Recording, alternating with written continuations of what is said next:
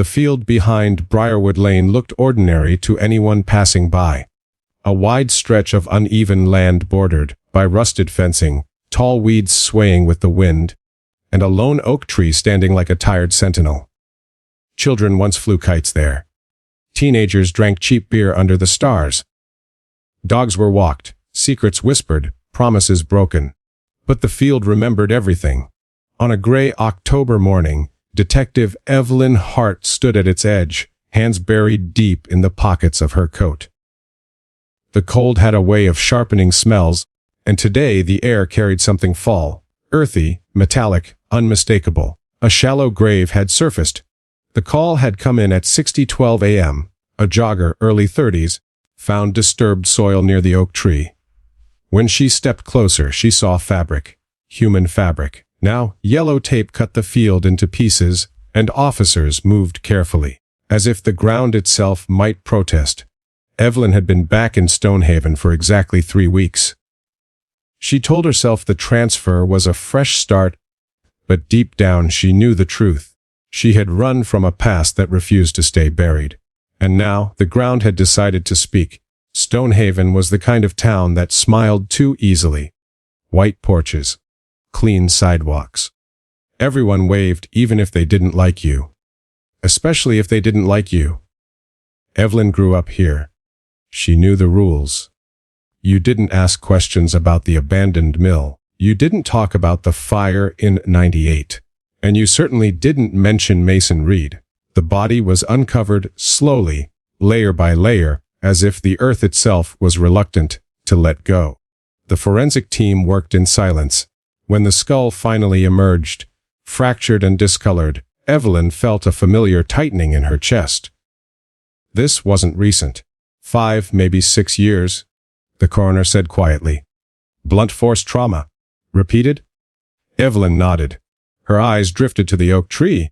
She remembered carving her initials there as a teenager. She remembered Mason leaning against it, cigarette dangling from his lips, laughing like the world owed him something.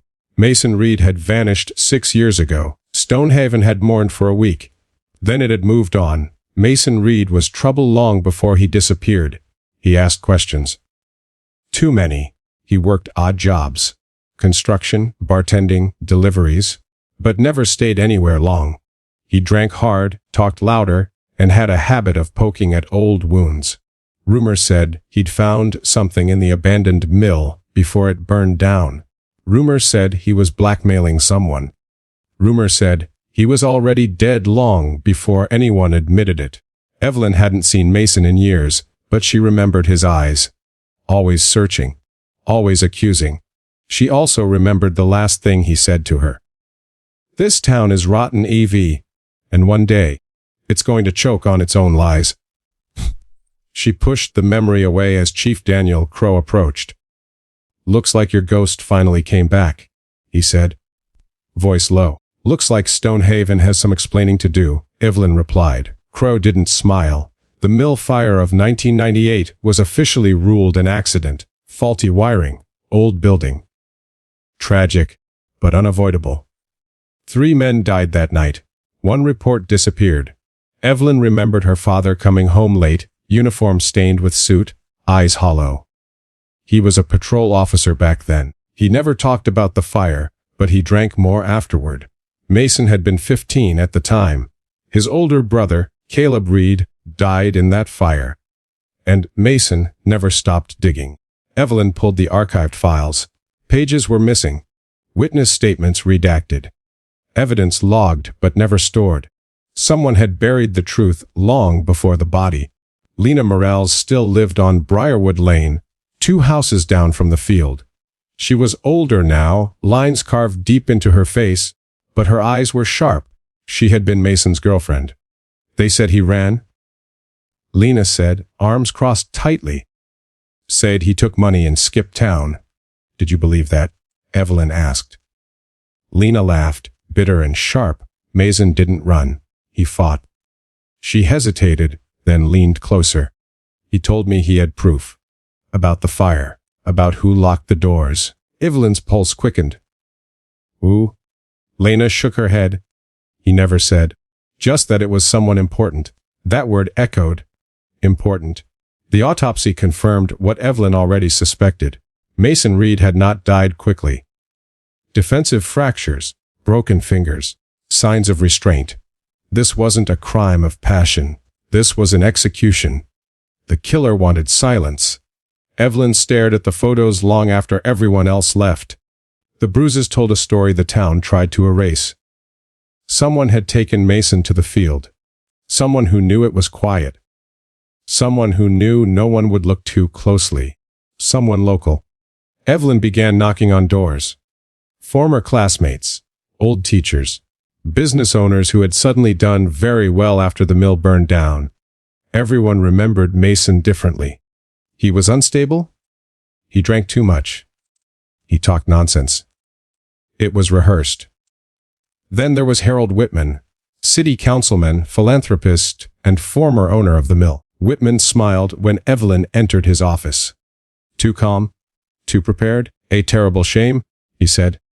But some people create their own trouble. Did Mason ever contact you? Evelyn asked. Whitman's smile flickered. Just for a second. No. That second was enough. Evelyn finally found it stuffed inside an unrelated case file, mislabeled and unsigned. The missing fire report. It stated clearly, the mill doors were locked from the outside. Fire codes violated. Safety mechanisms disabled. 3 men trapped inside. Whitman had insurance payouts that tripled his net worth. The report was signed by one officer, her father. Evelyn felt the ground shift beneath her feet. Her father had died 2 years after Mason disappeared. Heart attack? Officially. Evelyn remembered the guilt in his eyes, the way he avoided her gaze whenever Stonehaven came up. Had he helped bury the truth, or had he tried to save it? The signature looked shaky, forced. Evelyn realized then her father hadn't buried the report. Someone else had buried him with it.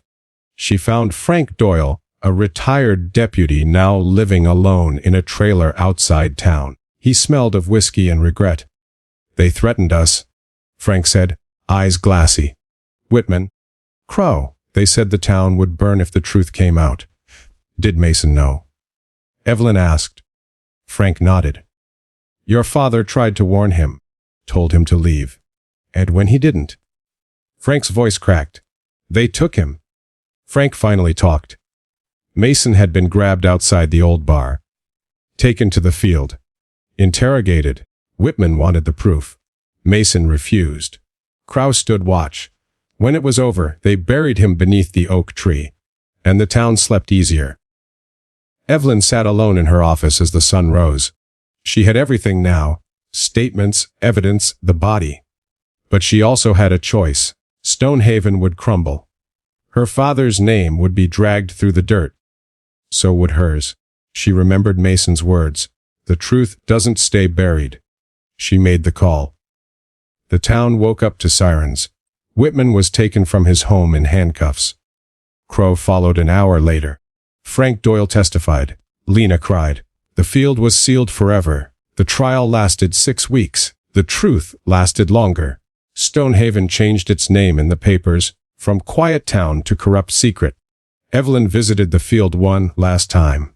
The oak tree stood tall, roots deep in soil that finally felt lighter. Some truths are buried to protect people. Others are buried to protect monsters. The ground knows the difference. And eventually, it speaks. A small plaque was placed beneath the oak tree. Mason Reed. He asked the questions others were afraid to answer. Evelyn left Stonehaven shortly after. But the field remained, waiting. Because the earth never forgets. And neither should we.